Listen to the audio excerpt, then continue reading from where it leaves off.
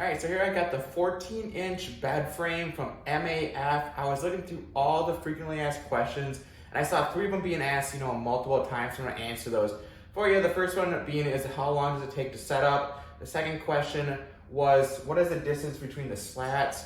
And then the third question was, does it have plastic underneath the legs so you can move it on like a wood floor? So for the first question was setup time.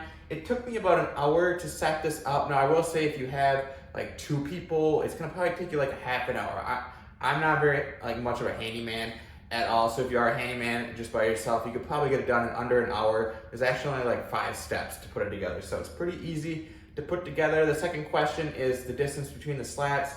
So I have the full size one. I went and measured these. It's gonna be 6 inches in between the slats, and that's in the full size one.